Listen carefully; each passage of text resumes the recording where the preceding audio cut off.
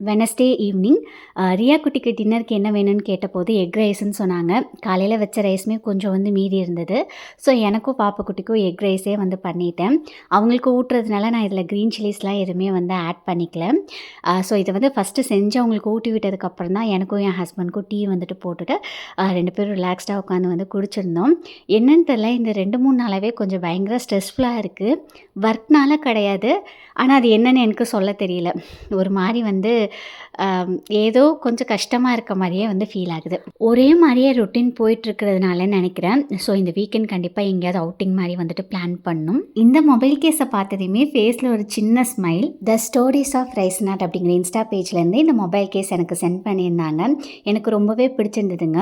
இவங்க எல்லா விதமான ரைஸ் நாட்டுமே பண்ணுவாங்க.